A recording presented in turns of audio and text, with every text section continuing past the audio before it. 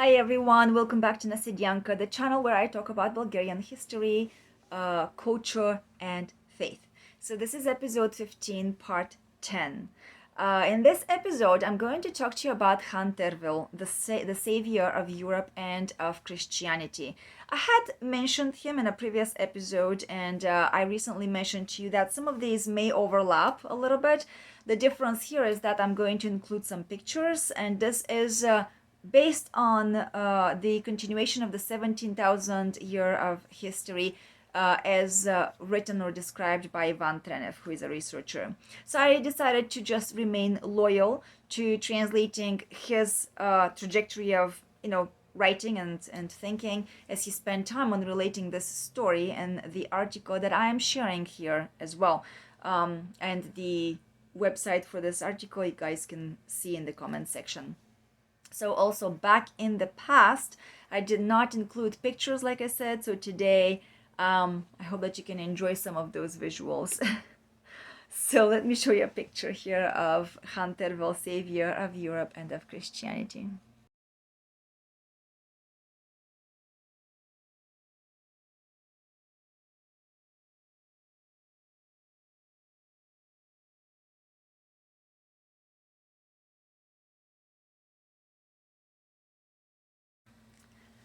And here is another picture that I'm going to show you, which will be of a map.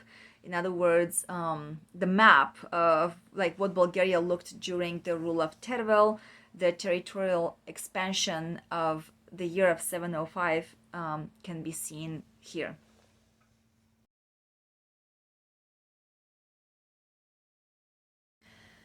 Okay, so now you guys have a few visuals to set to kind of like refer to Khan Tervel.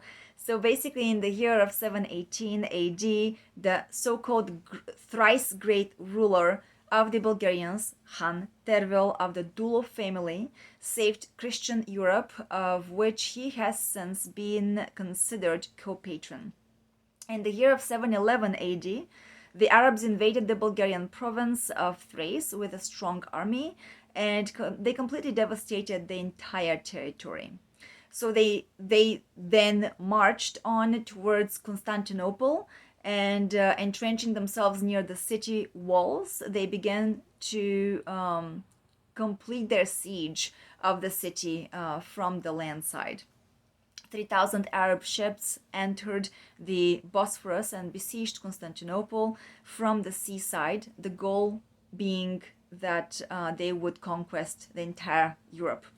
So the Arab strategy was for the two Arab armies from the west, from Spain, and from the east, from on the side of Constantinople, to simultaneously attack Europe from basically from both sides and to take over it.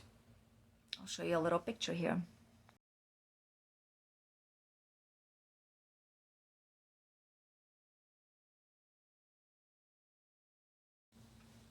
As you guys know, and I'll just remind you and repeat this again, I obviously am not the author of any of these articles here, nor the pictures, and I'm including the sources in the comments section, so please refer to them for more information. It will be, of course, in the Bulgarian language, as that's the original. So the siege of the city lasted for 3 years, is what this current article is informing us of.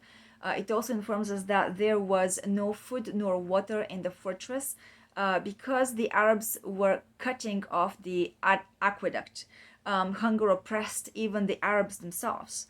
And in the early morning of August 15th, the year was 718 AD, a whirlwind of arrows rained down on the Arab troops, and after the arrows, the Bulgarian army attacked in defense of course, Europe and Christianity themselves.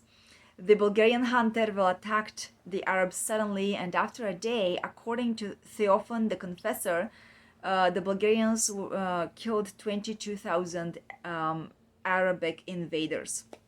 The pogrom or the devastation was terrible as the Arabs fled in panic.